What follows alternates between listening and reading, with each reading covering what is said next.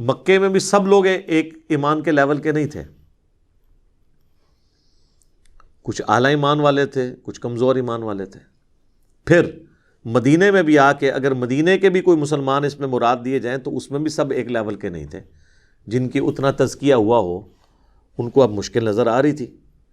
یہ تو جب تکلیف سامنے آتی ہے پھر پتہ چلتا ہے۔ اس کانٹیکسٹ میں میں نے اکثر جو حدیث بیان کی ہے حضرت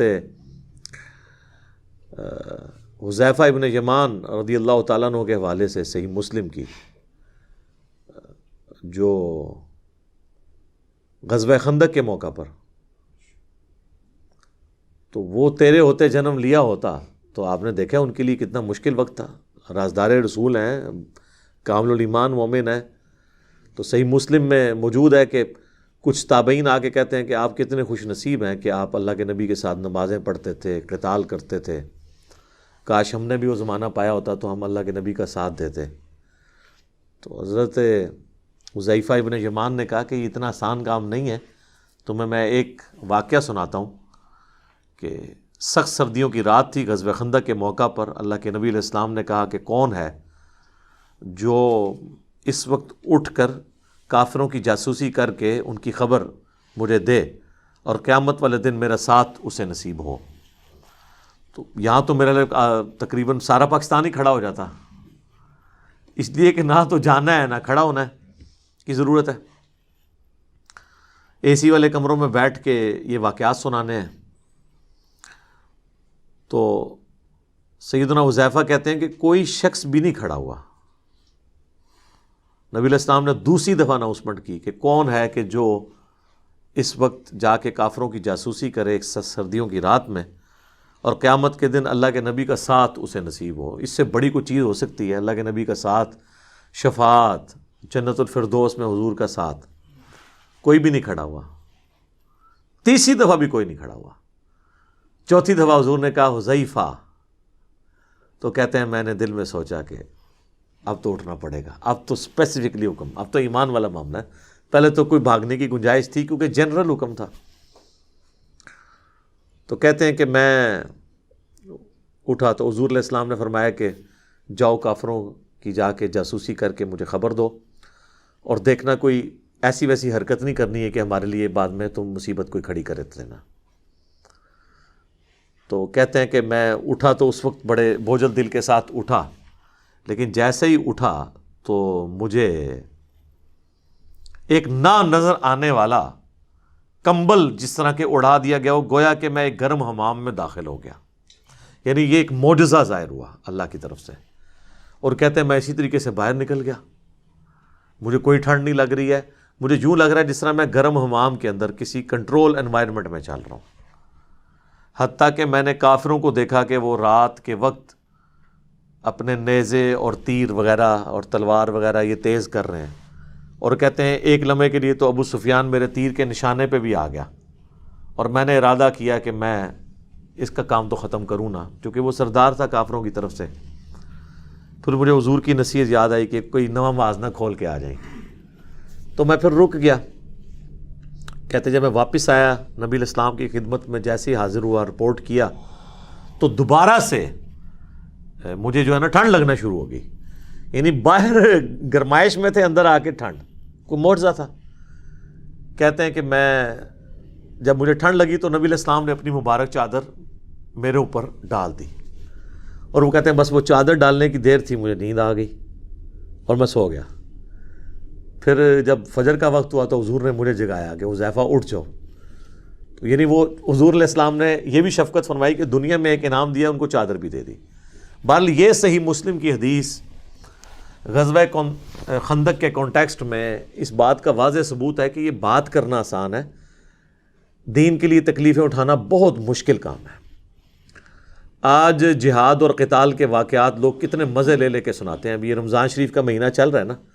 ابھی یہ 17 رمضان آئے گا تو آپ غزوہ بدر دیکھیں لوگ کس طرح بیان کر رہے ہوں گے، جیسے کہ آج ہی اگر بدر دوبارہ ہو تو یہ سب سے آگے ہوں گے، لیکن کوئی آگے نہیں ہوگا۔ ہم لوگ تو معاشرے کی ڈر کی وجہ سے سنت کے مطابق رفع الیدین کے ساتھ رکوع میں جاتے وقت اور اٹھتے وقت نماز پڑھنے کے لیے تیار نہیں ہوتے۔ ہمارا معاشرہ ہمیں جو ہے وہ نشانہ بنا لیتا ہے، رشتہ دار بنا لیتے ہیں، ایون بے نمازی بھی میدان عمل میں اتر آتے ہیں سمجھانے کے لیے کہ تنو کیا ہو گیا ہے۔ تو عقائد کی اصلاح اور سسٹم کو للکارنا، شرک کے اوپر بولنا، یہ تو بڑا مشکل کام ہے۔ تو بہرحال جب مصیبت کا وقت آتا ہے اس وقت ذرا پرابلم اور کھڑی ہو جاتی ہے۔ بخاری اور مسلم دونوں میں موجود ہے، حضرت سہل ابن سعد الساعدی، یہ شروع کے مسلمانوں میں سے ہیں، بدری اصحاب میں سے ہیں، اور یہ آخر میں جو فوت ہوئے اصحاب ان میں سے ہیں۔ حضرت معاویہ رضی اللہ تعالیٰ عنہ کا انہوں نے دور پایا ہے۔ تو جب لوگ حج کے لیے آیا کرتے تھے نا، تو یہ بیت اللہ میں بیٹھ کے لوگوں کو نبی علیہ السلام کی باتیں سنایا کرتے تھے۔ ظاہر ہے اس وقت تابعین تھے، دور دراز سے لوگ زیارت کے لیے آتے تھے، جو کوئی 2-4 اصحاب رسول بچ گئے ہیں ان کی زیارت کریں، صحبت کریں، ان سے باتیں ڈائریکٹ سنیں۔ تو چونکہ آل امیہ کا دور تھا اور ممبروں پہ حضرت علی پہ سب و شتم ہو رہا تھا، تو سہل ابن سعد الساعدی خانہ کعبہ شریف میں بیٹھ کے حاجیوں کو یہ حدیث سنایا کرتے تھے، اللہ کی قسم میں جانتا ہوں کہ غزوہ احد کے موقع پر جب نبی علیہ السلام کو زخم لگا اور آپ کے یہ نیچے کے دانت شہید ہو گئے، تو کون تھا جو نبی علیہ السلام کے زخم کو دھوتا تھا اور کون مرہم پٹی کر رہا تھا؟ پھر وہ کہتے تھے اللہ کی قسم سیدنا علی ابن ابی طالب ایک ڈھال میں، اس ڈھال کو الٹا کر کے، اب وہ ڈھال ہوتی ہے نا وہ جو تلوار سے بچنے کے لیے، اس کو اگر الٹا کریں تو اتنا بڑا ایک وہ پانی کا آپ سمجھ لیں برتن بھی بن جائے گا، کیونکہ وہ اس میں پیٹ نکلا ہوتا ہے، ایسے کرویچر ہوتی ہے اس کے اندر۔ تو پانی لے کر آئے اور سیدہ فاطمہ جو ہے اس میں سے پانی لے کر نبی علیہ السلام کا زخم دھو رہی تھی، اور جب وہ خون نہیں رکتا تھا تو سیدہ فاطمہ نے ایک کاٹن کا کپڑا جو ہے اس کو جلا کے اس کی راکھ نبی علیہ السلام کے زخم پہ رکھی، اور پھر وہ خون رسنا بند ہوا۔ اور ظاہر ہے وہ اتنا زیادہ خون آپ کا بہہ گیا تھا کہ بلڈ پریشر لاس ہونے کی وجہ سے نبی علیہ السلام بے ہوش ہو گئے تھے۔ اسی وجہ سے نبی علیہ السلام کی شہادت کی افواہ بھی پھیل گئی تھی، جس پہ وہ پھر آیت سورہ آل عمران کی بعد میں اللہ تعالیٰ نے کمنٹری کے طور پہ نازل کی نا 144،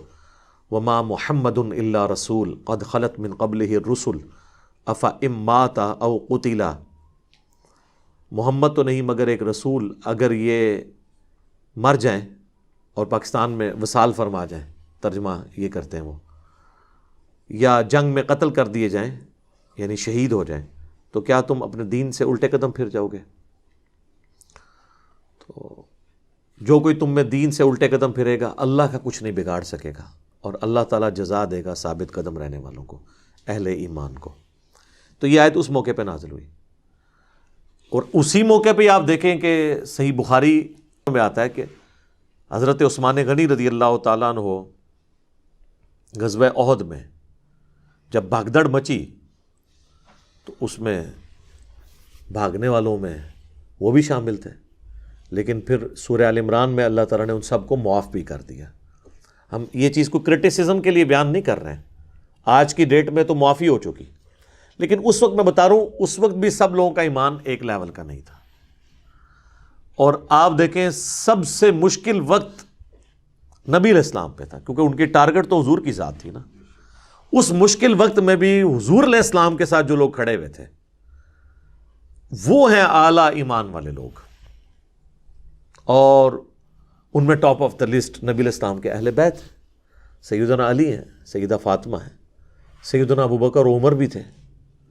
یہ جو رافضی پراپوگنڈا کرتے ہیں کہ وہ بھاگے تھے، وہ ان میں شامل نہیں تھے۔ جتنی بات درست ہے وہ درست ہے،